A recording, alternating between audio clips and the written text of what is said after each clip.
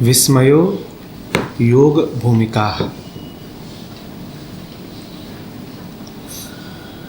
विस्मयो योग भूमिका।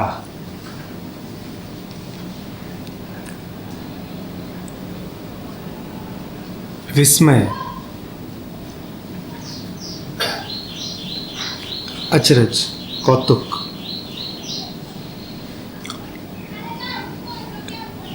योग की पृष्ठभूमि है।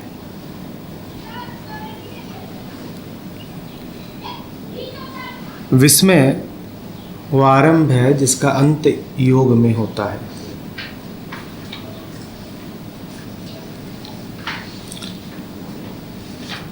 योग क्या? योग वो जो हम सबको चाहिए,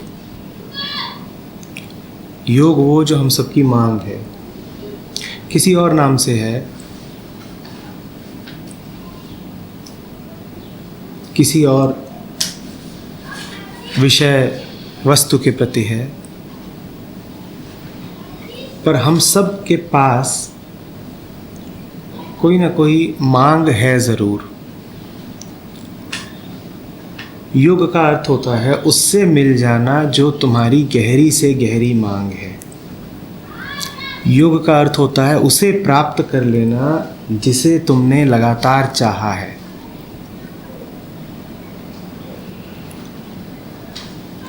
योग का अर्थ होता है कि अब तरस नहीं रहे, अब मन आधा अधूरा नहीं है।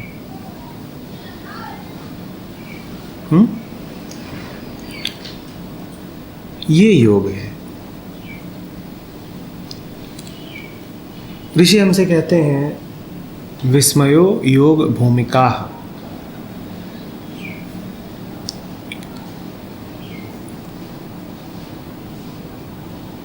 कि योग की शुरुआत ही विस्मय है, ताज्जुब है।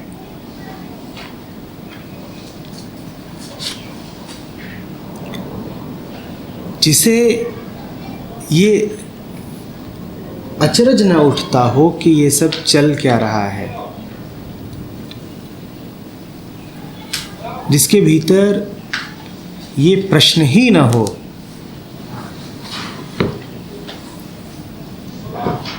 उसके लिए योग की कोई संभावना नहीं है।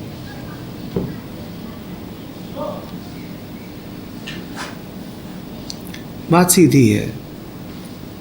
हम में से अधिकांश जीवन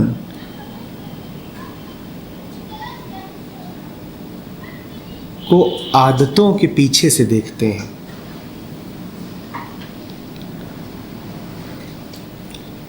हम जीवन से इतने एक हो चुके होते हैं, इतने अभ्यस्त हो चुके होते हैं कि जो भी चल रहा होता है हमें सहज ही लगता है।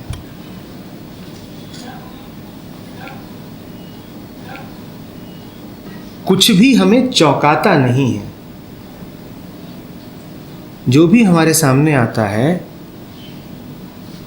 हम कहते हैं ऐसा ही तो होता है, यही तो जीवन है, दुनिया ऐसी ही तो है, संसार ऐसे ही तो चला है और चलेगा।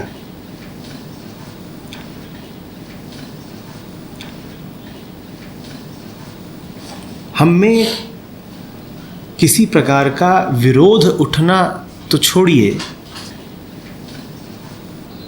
सवाल भी नहीं उठता।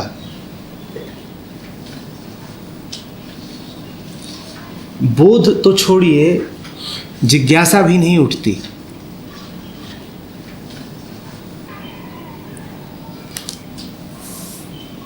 हम बस स्वीकार किए जाते हैं। और ये स्वीकार अप्रतिरोध नहीं है, क्योंकि जो स्वतंत्र चैतन्य प्रतिरोध कर सके वो हमारे पास होता ही नहीं है।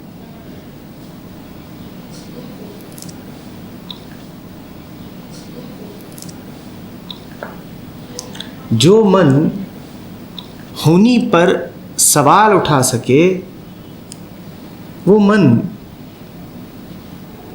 हमने कहीं दबा दिया होता है। तो निष्पत्ति ये होती है कि खौफनाक से खौफनाक मंजर भी हमें साधारण लगता है, और साधारण वैसे नहीं लगता जैसा किसी ज्ञानी को लगे। साधारण ऐसे लगता है कि खौफ तो जीने का तरीका है ही ना, इसी को तो जीवन बोलते हैं। तो अचंभा कैसा?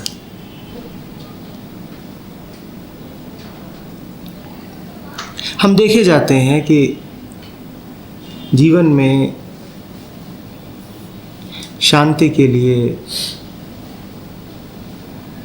आनंद के लिए, समर्पण के लिए कोई स्थान नहीं।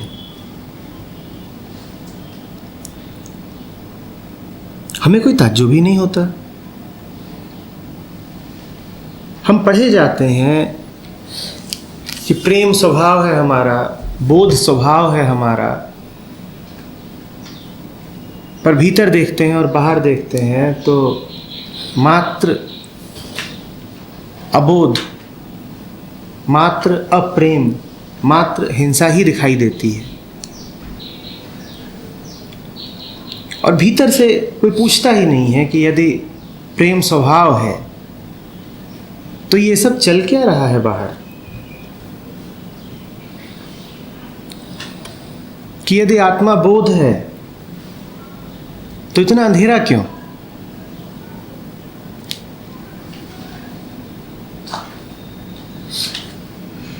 कि यदि मन को प्रेम खींचता है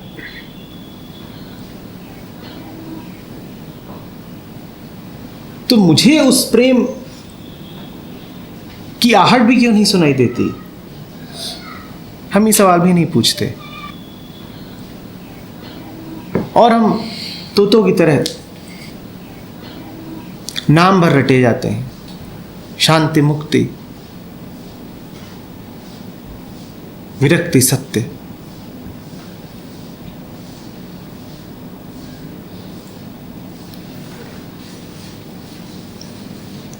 और विस्मय नहीं होता हमें कि जिन्होंने ये जाना और जान करके उद्घोषित किया, उन्होंने कैसे कर दिया। मुझे अनुभव में ही नहीं आती। और ऐसा भी कोई था जो अनुभव के पार जाके जान आया, और जानने के बाद संसार को बता भी पाया। ये हुआ कैसे?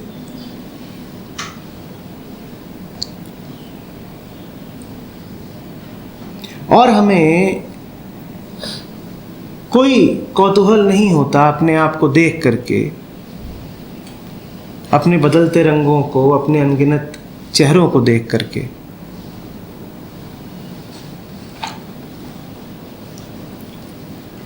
हम बिल्कुल चौंक नहीं पड़ते अपने ही कर्मों और अपने ही रूपों को देख के।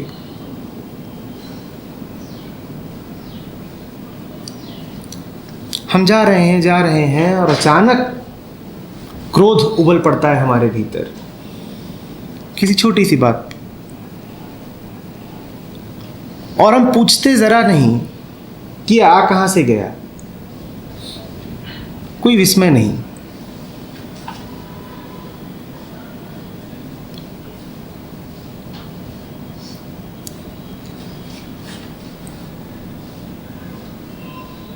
हम मान्यताएं रखते हैं, रिश्ते रखते हैं, भावनाएं रखते हैं, दुनिया का एक पूरा चित्र रखते हैं अपने पास। और उन मान्यताओं, उन विश्वासों, उन संबंधों की खातिर हम कुछ भी करने को तैयार हो सकते हैं। और कभी प्रश्न नहीं उठता हमारे भीतर कि ये सब आ कहां से गए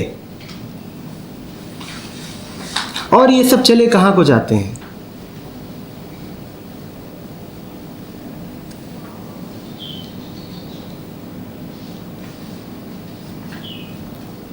अब तो असंभव ही है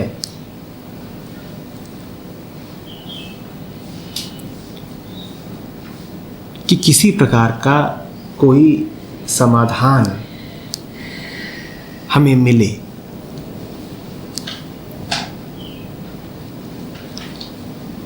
समाधि शब्द समाधान के बड़ा निकट है।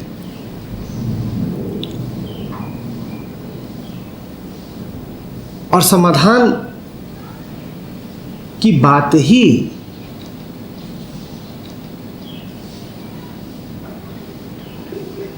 तब उठती है जब पहले कोई ठोस प्रश्न आकार ले।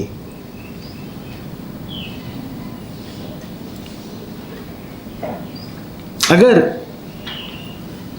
संसार को देख करके और अपनी दिनचर्या को देख करके हमारे भीतर प्रश्न जैसा कुछ उठता ही नहीं है, या हम इतने असंवेदनशील हो गए हैं अपने प्रति के उठते प्रश्नों का गला ही घोंट देते हैं,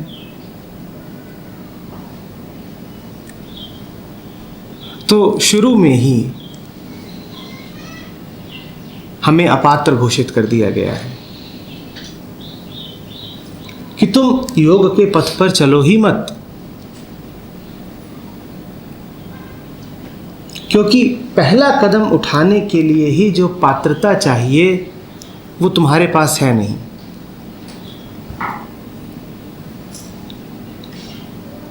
अगर तुम एक समझदार, सुलझे हुए संसारी हो तो फिर रखो अपनी समझदारी अपने पास। तुम तो सुलझे हुए हो ही, तुम करोगे क्या योग का? तुम्हें तो लगता है कि तुम्हें मिला हुआ है ही। तुम्हें कैसी चाहत, तुम्हारे लिए कैसा योग? तुम्हें तो लगता है कि तुम जानते ही हो और जान सकते ही हो, तो तुम्हारे लिए कैसा बोध? तुम तो जाओ अभी अपने रास्ते। शिव का रास्ता तुम्हारे लिए नहीं है, तुम अपने ही रास्ते चलो।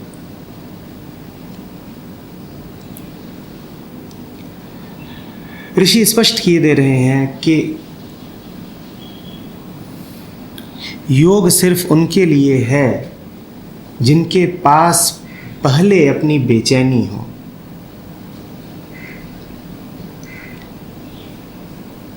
जिनको अपनी बेचैनी का कुछ अंदाजा नहीं,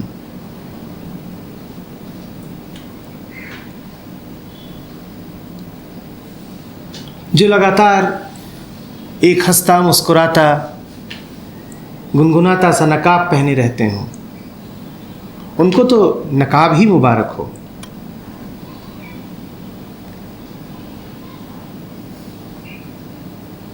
योग तो उनके लिए है जिन्हें प्रश्न कचोट रहे हैं,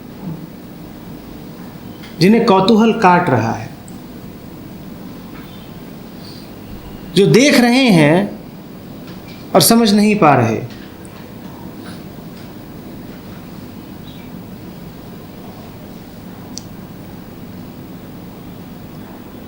जिन्हें अचंभा भारी पड़ रहा है,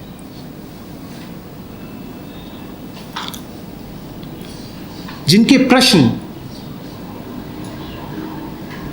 अब इतने सरल हो गए हैं कि उनका कोई उत्तर ही नहीं मिलता।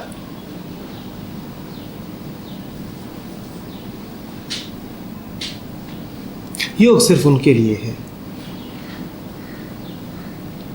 आप सब लोग यहाँ बैठे हैं,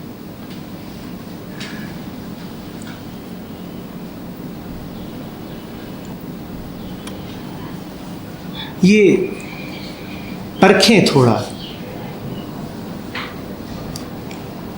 कि जीवन क्या है आपके लिए।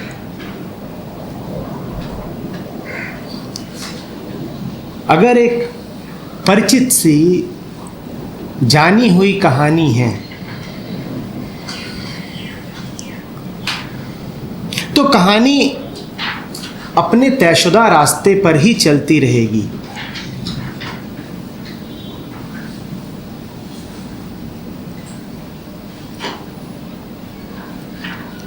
अगर एक ढर्रा है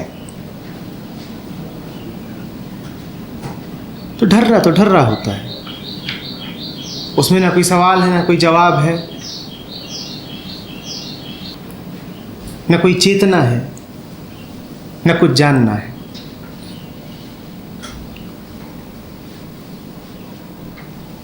जीवन है क्या आपके लिए?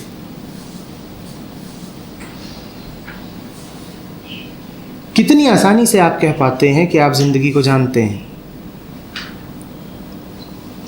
कितने आश्वस्त हैं आप कि आपको पता है कि क्या चल रहा है?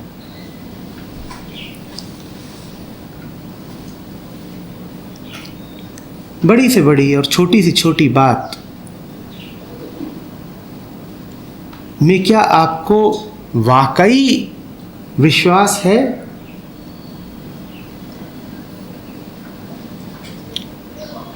या संदेह कुलबुलाता ही रहता है कहीं पीछे?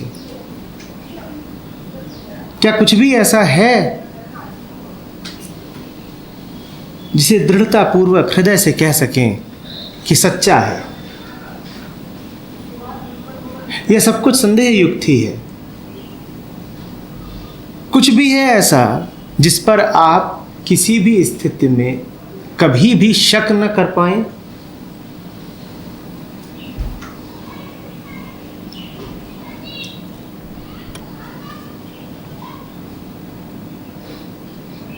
ये सवाल पूछने ज़रूरी हैं क्योंकि जिसको ये सवाल नहीं उठ रहे हैं उसने अपने आप को करीब करीब मुर्दों की सी हालत में डाल लिया है।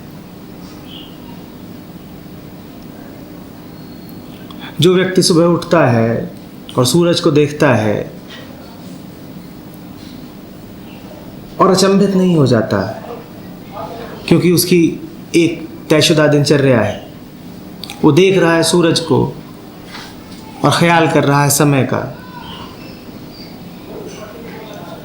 उसके ऊपर पड़ रही हैं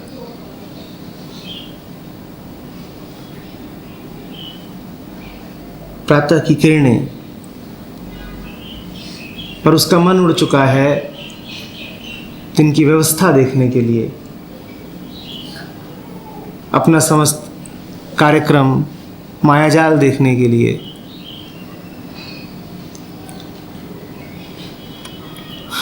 उसके लिए कुछ नहीं है।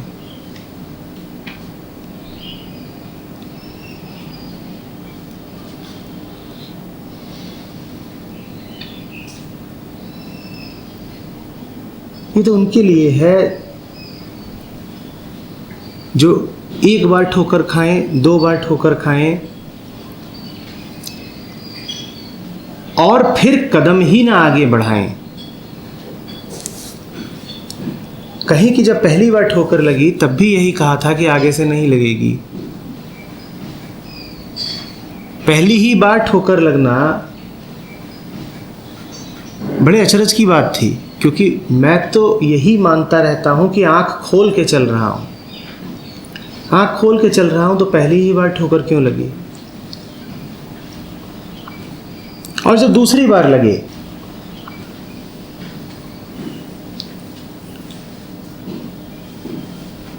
तो संदेह से और प्रश्न से बिल्कुल जकड़ ही जाएं, फिर पांव आगे ही ना बढ़ाएं, फिर ये ना कहें कि मैं अपने आप को जानता हूं और इस रास्ते को जानता हूं, मुझे पता है कि ज़िंदगी क्या है, मुझे पता है मैं कौन हूं, मुझे आगे बढ़ने दो। वो फिर वहीं बिल्कुल अचकचा के खड़े हो जाए, वो कहें ये हो क्या रहा है। एक बार चोट खाई, दोबारा खा गया। योग उनके लिए है।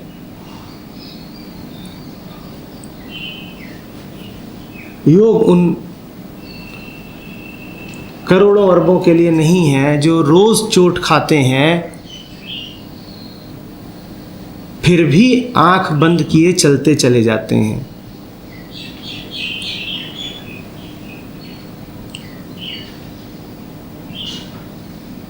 योग उनके लिए है जिन्हें चोट खाना और तड़पना मंजूर नहीं। योग उनके लिए है जिन्होंने उदासी को, बेचैनी को अपना स्वभाव नहीं बना लिया है। जो यदि उदास होते हैं तो उदास तो होते ही हैं,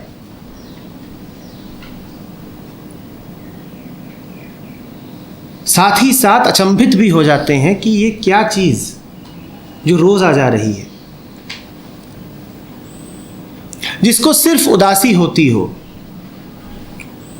और उदासी के विषय में कौतूहल न होता हो, उसकी उदासी बड़ी यंत्रवत उदासी है, बड़ी मशीनी उदासी है, वो चलेगी, रोज चलेगी।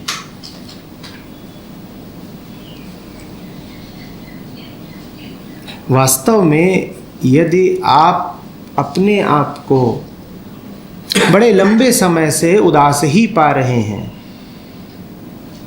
या आप किसी को जानते हैं जिसने आदत ही बना ली है चोट खाने की, भ्रमित रहने की, दुख में रहने की, तो ये मत समझिएगा कि उसने अब इतनी चोटें खा ली हैं कि उसकी जागृति आसान हो जानी है। ना, आप यदि लगातार चोटें खाए ही जा रहे हैं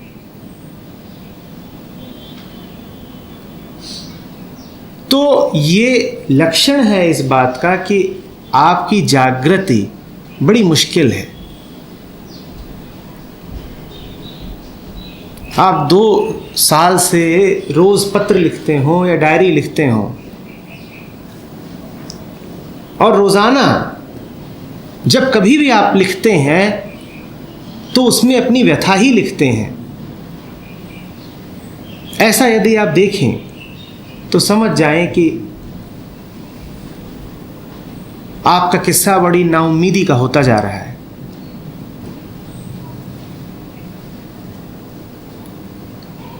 बंधन आपको तोड़ने होते, दुख पर यदि आपको विराम लगाना होता तो आपने 5 बार, 7 बार, 10 बार में लगा दिया होता। आप सैकड़ों बार एक ही किस्सा दोहराते हो और दोहराए चले जाते हो। बात सीधी है, उस किस्से को दोहराने में अब आपको सुख आने लगा है। उस किस्से के प्रति अब किसी तरह का विरोध नहीं है आपके पास। उदासी को आपने करीब करीब अपना स्वभाव बना लिया है। बेचैनी से अब आपको कोई बेचैनी है ही नहीं। नहीं तो रोज उन पन्नों पर आप बेचैनी उड़ेल करके भी जी कैसे पाते। बेचैनी को लिखना, बेचैनी को टाइप करना तो एक विधि होती है बेचैनी के प्रति विद्रोह की, कि स्पष्ट देखोगे कि दुख में हो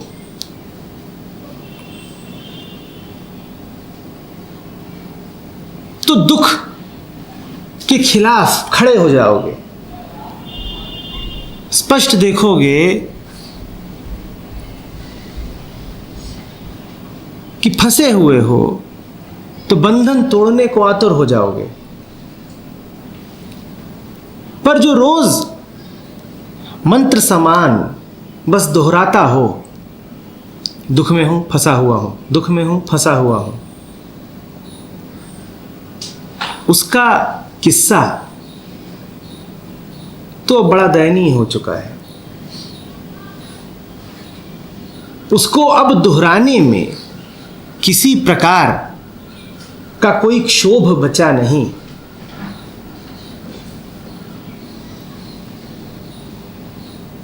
एक तरह की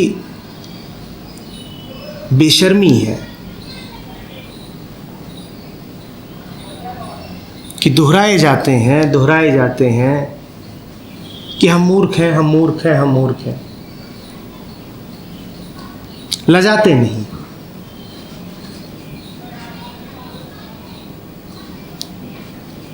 ये हाल अधिकांश जगत का हो चुका है।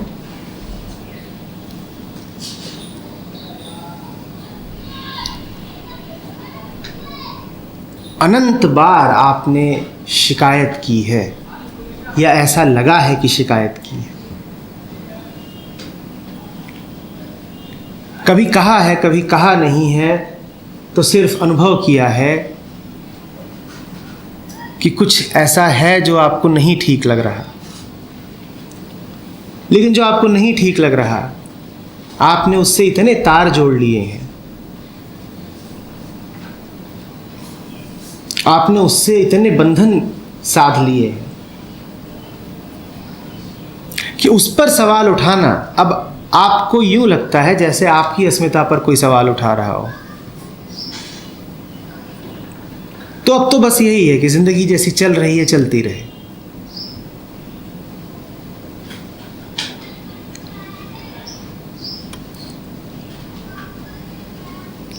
आवश्यक था कि मैं आरंभ में ही इस सूत्र को लूं।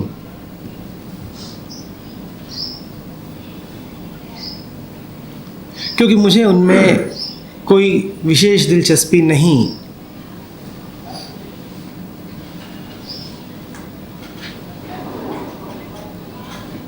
जो अपने रंग ढंग से सुव्यवस्थित हैं, समायोजित हैं।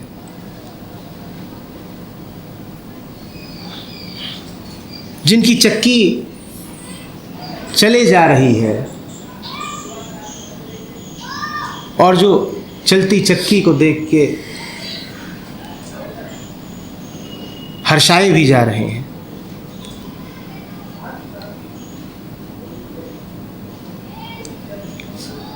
मेरा ध्येय तो वो लोग हैं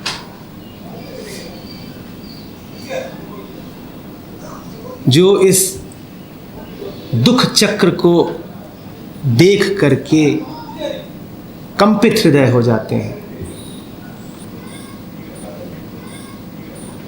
जो तड़प उठते हैं, जो कहते हैं कि ना, ऐसे तो नहीं जीना, यही जीवन है तो मृत्यु भली।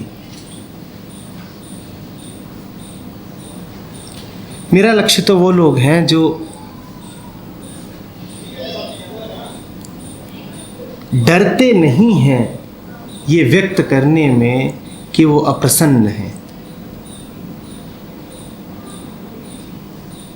असंतोष को व्यक्त करना बड़ी जिम्मेदारी होती है, क्योंकि यदि कुछ कह रहे हो कि ठीक नहीं लगता तो जिम्मेदारी तुम्हारे ऊपर है कि अब ठीक भी करो।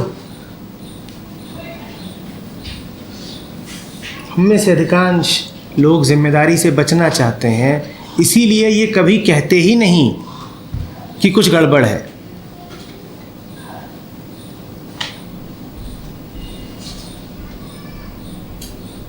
असंतोष की कली खिले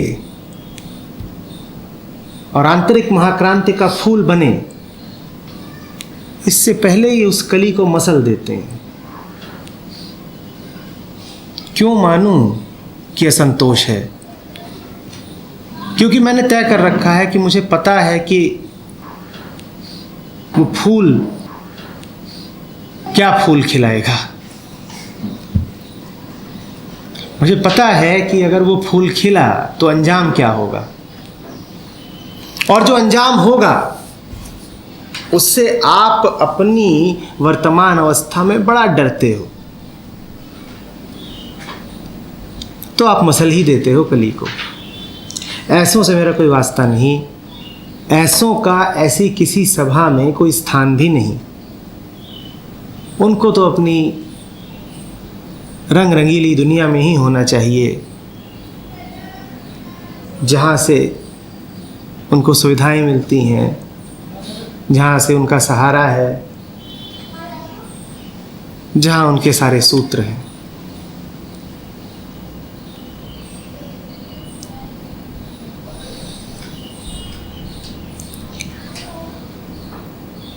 अपने आप को धोखे में मत रखिए। आध्यात्मिकता इसलिए नहीं होती है कि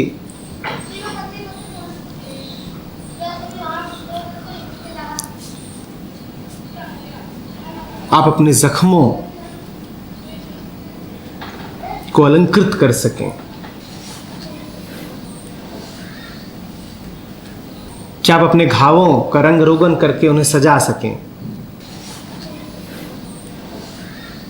बीते दिनों ऋषिकेश में था और एक बात वहां बड़ी स्पष्ट थी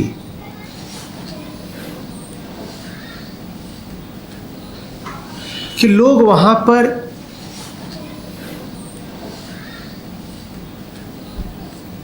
अपने संवर्धन के लिए आ रहे थे, अधिक से अधिक रूपांतरण के लिए आ रहे थे।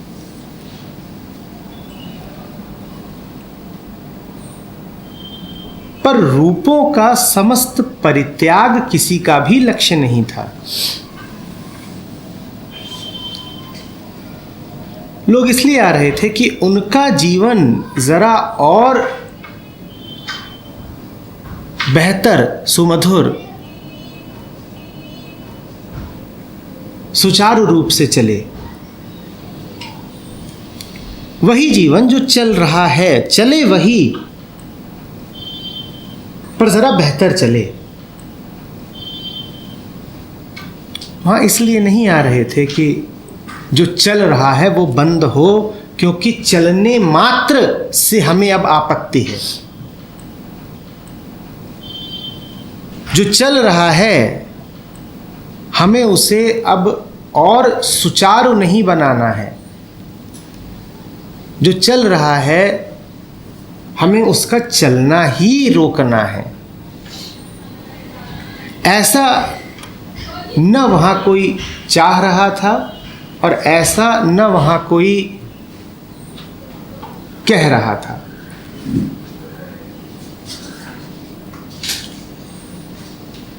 न खरीदार थे न दुकानदार थे।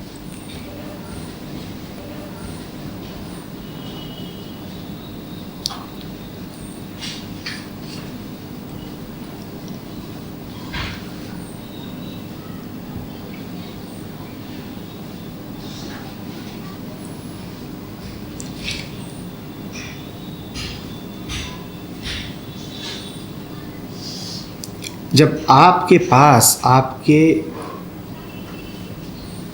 ज्वलंत प्रश्न होते हैं, तब और सिर्फ तब शास्त्र और गुरु आपकी ही आंतरिक ज्वाला को एक अंतर दिशा दे पाते हैं, ताकि आपके बंधन आपकी ही ज्वाला से गला सकें।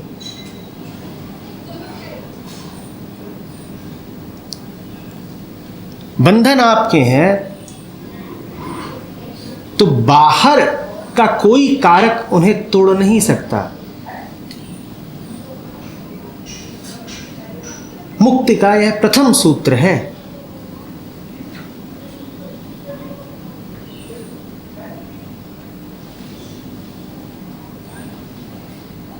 कि जिसके बंधन हैं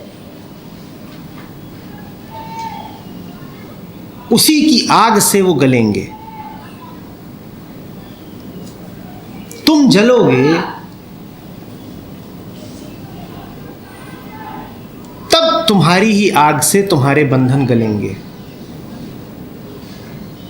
तुम्हें बचाते हुए, तुम्हें सुरक्षित रखते हुए तुम्हारे बंधनों को काटने का या गलाने का कोई उपाय नहीं है।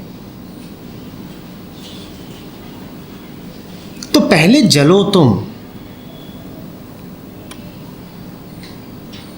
पहले ज्वाला होनी चाहिए, पहले तड़प होनी चाहिए।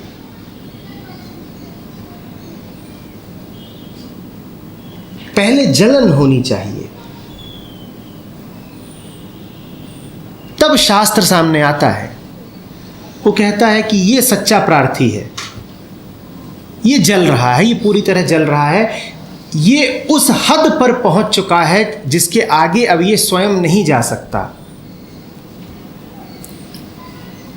पूर्ण प्रयास कर लिया इसने, इसकी अपनी हस्ती जितना कर सकती थी इसने किया, और अब इसने आखिरी बात भी कर ली कि जला ही डाला अपने आप को। इससे अधिक अब क्या करे ये?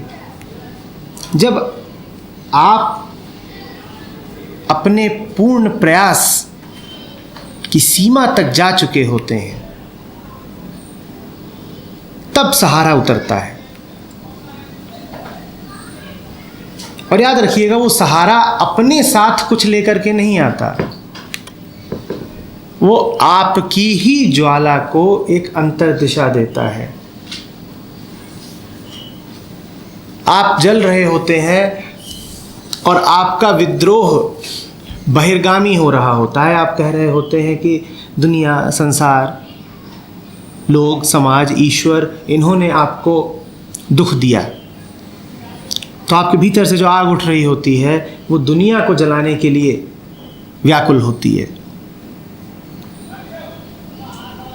सुना है ना? जला दो ये दुनिया, मिटा दो ये दुनिया, मेरे सामने से हटा दो ये दुनिया, ये दुनिया अगर मिल भी जाए तो क्या है। जब आप वहाँ पर खड़े होते हैं कि आप कह रहे हैं दुनिया को जला दो, दुनिया को हटा दो, नहीं चाहिए ये दुनिया, मुझे इससे अब पूरी हताशा है, तब शास्त्र का काम बस इतना होता है कि वो आपसे कहे कि दुनिया को मत जलाओ, अपने आप को जला दो। दुनिया तुम्हारे सामने से तब तक नहीं हटेगी जब तक तुम्हारी आंखें सामने की ओर खुल रही हैं।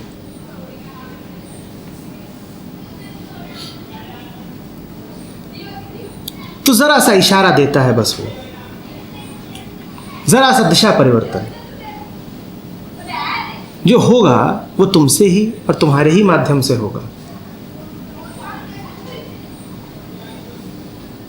पर जो अभी कह ही नहीं रहा कि ये दुनिया अगर मिल भी जाए तो क्या है, उसको तो अभी और ज्यादा दुनिया ही मिलेगी। उसे तब तक मिलेगी और मिलती रहेगी जब तक कि वो आंखें खोलकर स्वीकार न कर ले कि ना, नहीं चाहिए, बिल्कुल नहीं चाहिए।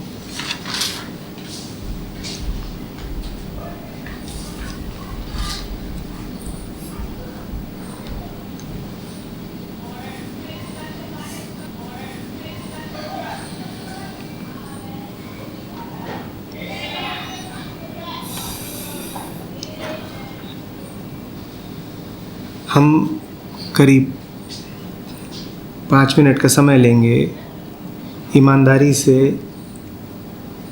उन प्रश्नों को लिखने के लिए जो हमारे लिए वास्तव में महत्वपूर्ण हैं। यदि आपके लिए आपके जीवन के प्रश्न महत्वपूर्ण नहीं हैं तो शिव सूत्र कहाँ से महत्वपूर्ण हो जाएंगे? ये क्या मजाक चल रहा है? जिस आदमी को अपनी जिंदगी का तथ्य नहीं पता, उसे शिव का सत्य पता चलेगा?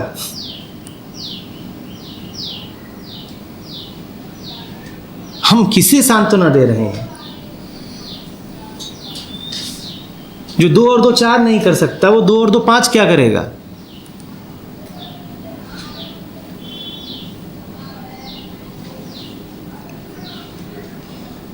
उससे पहले आप लिखें, उससे पहले कोई बात हो तो कहिए।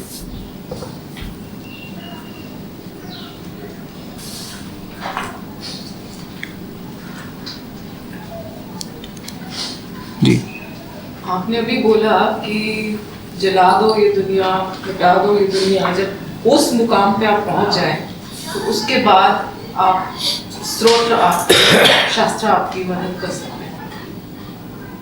इस पॉइंट पे तो वो इंसान पे पहुंचता है जो सुसाइड कमिट करता है। उसके लिए जिंदगी की हर रुचि खत्म हो जाती है, तब वो उस मुकाम पे आता है। तो उसमें क्यों नहीं उसके अंदर से प्रेरणा उठती, क्यों नहीं वो किसी सहारे को पाके उस स्थिति में से निकल जाता? जिसे आत्महत्या करनी है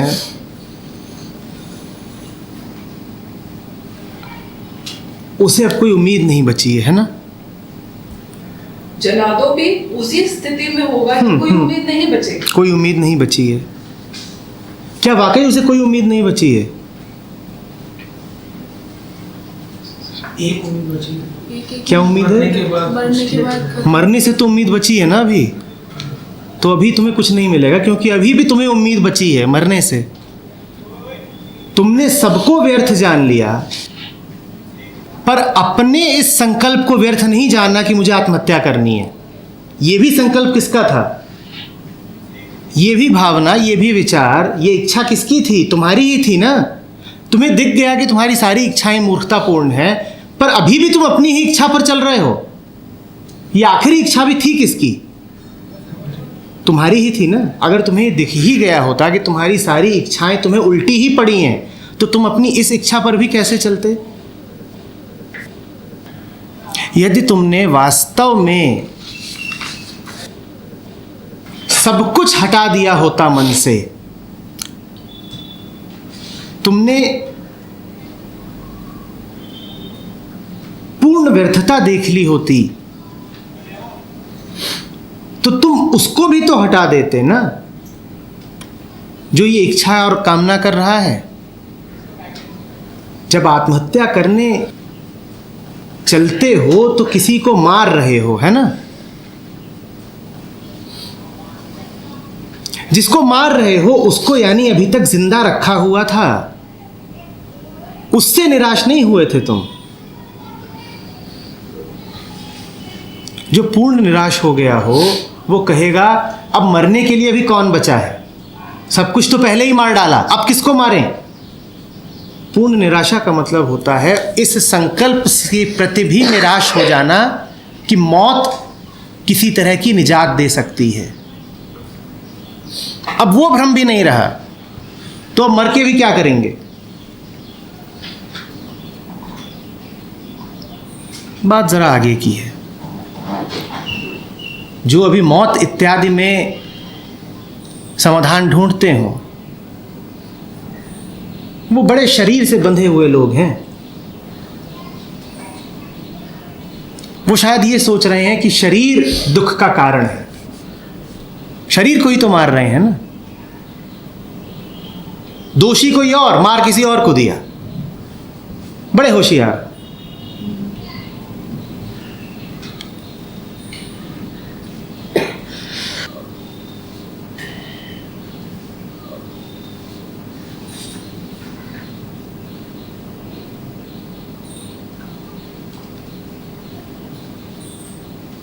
नाउम्मीदी की उस हद पर पहुंच जाना होता है जहां अपना प्रत्येक संकल्प, अपने भीतर से उठती हुई हर इच्छा का भौंदापन, व्यर्थता, मूर्खता बिल्कुल स्पष्ट दिखाई दे।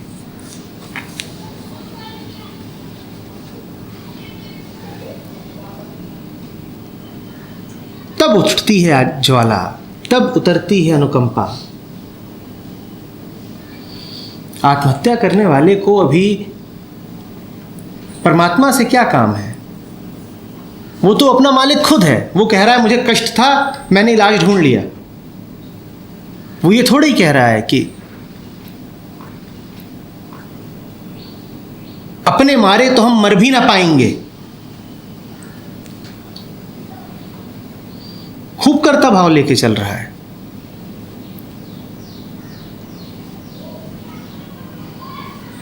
जिसे जगत के यथार्थ का ज्ञान हो चुका होता है, वो कहता है अपने मारे मर भी कहाँ पाएंगे।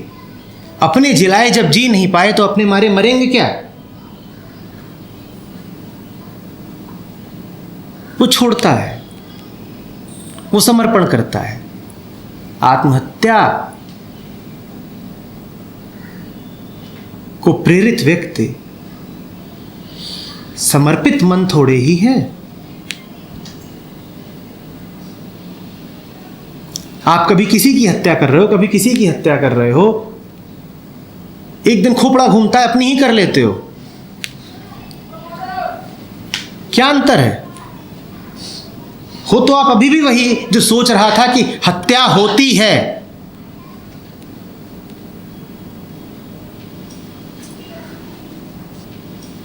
हो तो अभी भी वही जो सोचता है कि हत्यारा होता है कोई।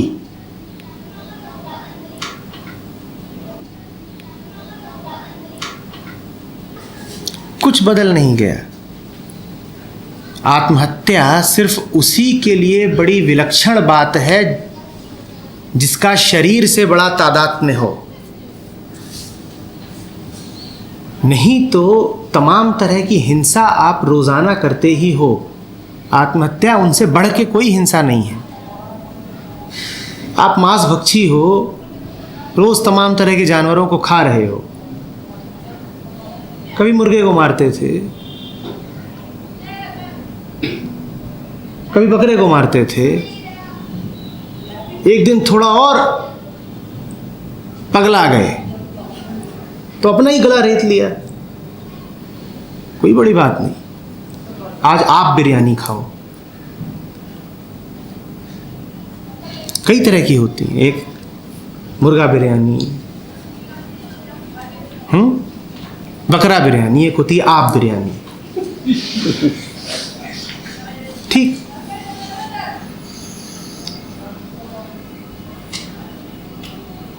रसोइये तो अभी भी तुम ही हो। रस तुम्हें अपने पकाए हुए से ही मिलेगा, इसी में यकीन है तुम्हारा। तो पकाए जाते हो, बड़े पकाऊ हो। पकाओ।